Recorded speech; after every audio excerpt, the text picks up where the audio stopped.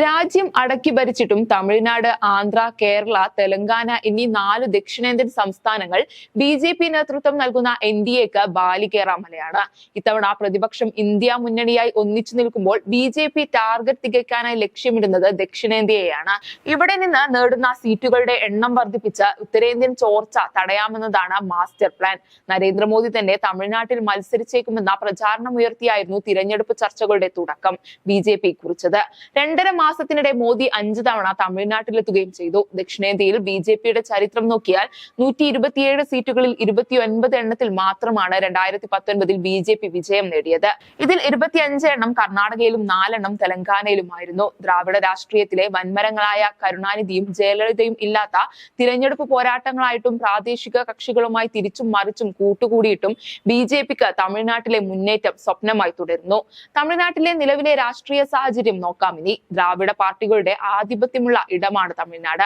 സംസ്ഥാനത്തെ പരമ്പരാഗതമായ 2 ദ്രാവിഡ പാർട്ടികളായ DMK, all India അണ്ണാ ദ്രാവിഡ മുന്നേറ്റ കഴകം എന്നിവയുടെ ആധിപത്യം തന്നെയാണ് തുടരുന്നത്. ഈ പാർട്ടികൾക്ക് സാധാരണയായി 70 മുതൽ 80% വോട്ട് വിഹിതമുണ്ട്. ആരാധനപാത്രങ്ങളായ നേതാക്കളുടെ തലമുറ മാറ്റത്തിനു ശേഷം 2 ദ്രാവിഡ പാർട്ടികളിലും അടുത്തിടെ നേതൃമാറ്റങ്ങളുണ്ടായി.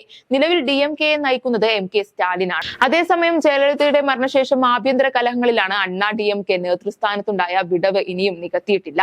ശശികലയും ദിനകരനും എടപ്പാടി K പളനിസ്വാമിയും O പനീർസെൽവവുമെല്ലാം പാർട്ടി കൈപ്പിടിയിലാക്കാൻ മത്സരിച്ചെങ്കിലും സ്ഥാനമുറപ്പിക്കാൻ ആർക്കുമായിട്ടില്ല.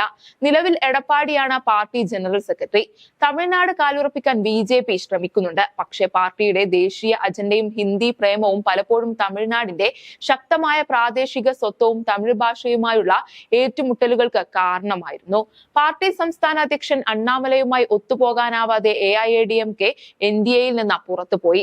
അടുത്ത നാളുകളിൽ പ്രധാനമന്ത്രി നരേന്ദ്രമോദി സംസ്ഥാനത്ത് നടത്തിയ നിരന്തര സന്ദർശനങ്ങളും റാലികളും ബിജെപിയുടെ സാന്നിധ്യം വർദ്ധിപ്പിക്കാൻ ഇടയാക്കിയെന്ന തോന്നലുണ്ടാക്കിയിട്ടുണ്ട്.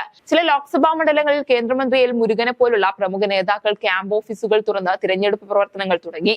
വിരുദുനഗർ, രാമനാഥപുരം, ശിവഗംഗ, തെങ്കാശി എന്നിവിടെയുൾപ്പെടെയുള്ള ഒരു ഡസനോളം മണ്ഡലങ്ങൾ അനുകൂലമെന്ന് ബി കണ്ടെത്തിയിട്ടുണ്ട്.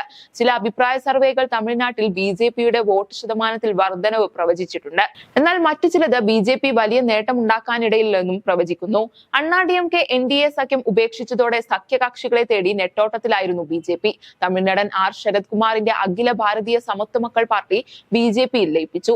അമ്മ മക്കൾ മുന്നേറ്റ കഴകം തലവൻ TTV ദിനകരൻ ലോക്സഭാ തിരഞ്ഞെടുപ്പിൽ ബി നേതൃത്വത്തിലുള്ള സഖ്യത്തിന് നിരുപാധിക പിന്തുണയും പ്രഖ്യാപിച്ചു.